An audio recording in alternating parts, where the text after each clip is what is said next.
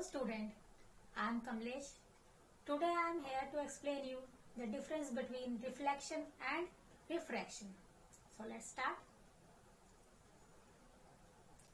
Student, what is a reflection? Reflection is rebounding of light into the same medium. Same medium means कि अगर ये air में आपने strike किया है किसी ऑब्जेक्ट को तो ये एयर से ही वापस होते हुए जाएगी. इसका एग्जाम्पल है, सबसे बेस्ट एग्जाम्पल है इसका प्लेन मिरर. यहाँ मैंने प्लेन मिरर को रिप्रेजेंट किया है. इसके पीछे जो आपको ऑब्लिक लाइन दिखाई दे रही है ये इसका ओपेक सरफेस है. ओपेक सरफेस इसलिए होता है ताकि जब भी कोई रे ऑफ लाइट इसके ऊपर स्ट्राइक करे तो वो उसको अपने अंदर से ना जाने दे. ठीक है, तो देखिए जब इंसिडेंट रे इस प्लेन सरफेस की जो ये आपकी पॉइंट ऑफ इंसिडेंस है इस पे आपके स्ट्राइक करेगी तो ये रिबाउंडिंग करेगी. रिबाउंडिंग मीन्स बाउंस बैक करेगी. जिस तरह से जब आप कोई बॉल हिट करते हैं दीवार पे तो वो आपके पास ही आती है ना, तो इसी तरह से ये आपका एयर मीडियम है. इंसिडेंट रे आप जब इस पर डालेंगे तो एयर में ही ये वापस जाएगी लेकिन सेम एंगल बनाते हुए. अब सेम एंगल मीन्स अगर आपने इसको 30 डिग्री एंगल पे डाला है तो आपको 30 डिग्री एंगल ही बनाते हुए ये वापस जाएगी या आपके पास वापस आएगी.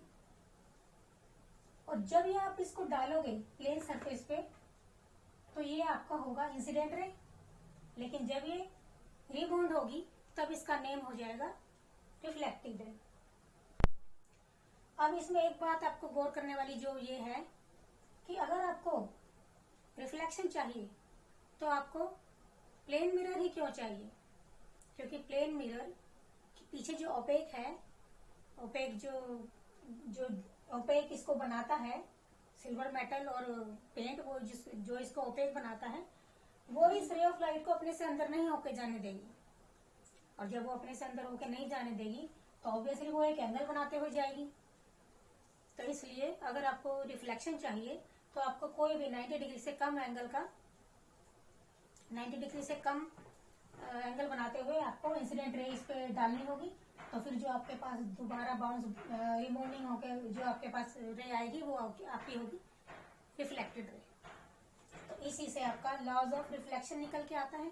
जैसे फर्स्ट लॉ ऑफ रिफ्लेक्शन क्या है कि जब इंसिडेंट रे आपकी इंसिडेंट रे है, ये आपकी रिफ्लेक्टेड रे है और ये normal is perpendicular means 90 degree at the surface point of incidence. तो आपका फर्स्ट लॉ होगा according to reflection, incident ray, reflected ray and normal this red dotted line are all lie on the same plane and that same plane is point of incidence. यहाँ पे आकर तीनों meet करेंगी. कौन कौन? Incident ray, reflected ray and normal इस point of incidence पे आके मीट करेंगी. ये आपका फर्स्ट लॉ ऑफ रिफ्लेक्शन है. And according to second law of reflection angle I is equal to angle R. It means अब आपका इंसिडेंट रे के साथ और नॉर्मल के साथ जो एंगल बन रहा है ये आपका एंगल ऑफ इंसिडेंस है, और जो आपका रिफ्लेक्टेड रे और नॉर्मल के साथ जो एंगल बन रहा है वो है आपका रिफ्लेक्टेड एंगल. तो ये दोनों एंगल आपके पास हमेशा इक्वल आएंगे. अगर आपने ये 30 डिग्री एंगल बनाते हुए डाला है तो आपके पास ये भी 30 डिग्री एंगल ही बनाते हुए रिबाउंड करेगी. तो ये आपके दो लॉ हो गए. ये है आपके लॉज ऑफ रिफ्लेक्शन. चलो अब सेकंड केस पे चलते हैं, that is refraction. Refraction is bending of light when it goes from one medium to another. अब ये मीडियम आपके कोई भी हो सकते हैं जैसे, बट इसमें आपको एक रेयरर मीडियम होना चाहिए और एक डेंसर. जैसे यहाँ मैंने लिया है ये फर्स्ट मीडियम है और ये मेरा सेकेंड मीडियम है. First medium is air, that is rare medium, and second medium is denser, that is ये ट्रांसपेरेंट इंटरफेस. अब ट्रांसपेरेंट इंटरफेस क्या है? बाउंड्री ऑफ ऑब्जेक्ट या transparent object which separate the two media. अब ये देखिए, ये आपकी जो इंटर ट्रांसपेरेंट इंटरफेस है ना, ये आपकी एयर को और आपके इसको ग्लास को दोनों को सेपरेट कर रहा है, तो इसलिए इसको नाम देते हैं ट्रांसपेरेंट इंटरफेस।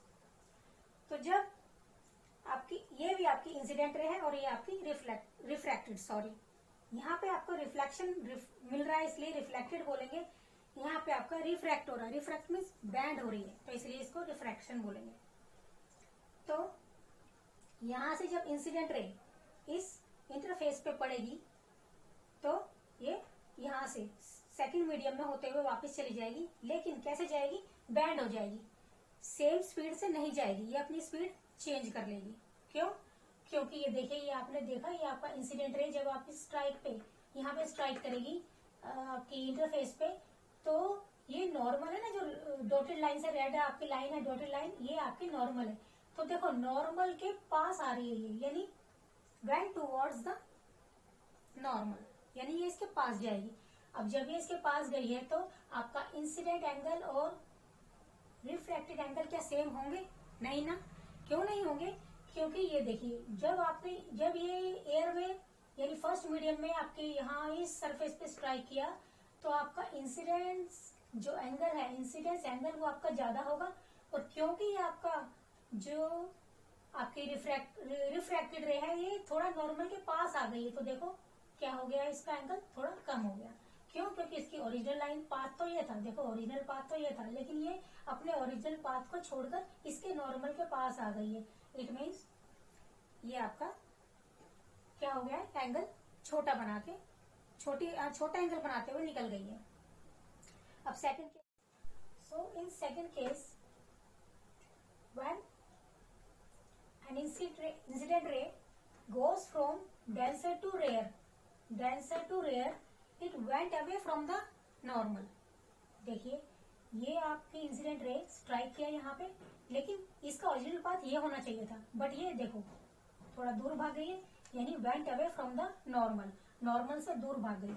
अब जब ये नॉर्मल से दूर भाग गई तो ऑब्वियसली जो आपका ये एंगल होगा, आपका रिफ्रैक्टेड एंगल जो नॉर्मल के साथ बन रहा है ये आपका बड़ा होगा, और जो आपका इंसिडेंट एंगल है जो आपके नॉर्मल के साथ बन रहा है वो आपका छोटा होगा। ये एंगल बड़ा इसलिए क्योंकि ये दूर भाग रही है, ये एंगल यहाँ पे छोटा इसलिए क्योंकि ये इसके पास आ रही है। तो अब आपको ये बात ध्यान में रखना है कि ये जो मैंने आपको दो चीजें बताई हैं ये रूल्स हैं, these are not laws, these are only rules of refraction. Okay, अब बात आती है लॉज ऑफ रिफ्रैक्शन की।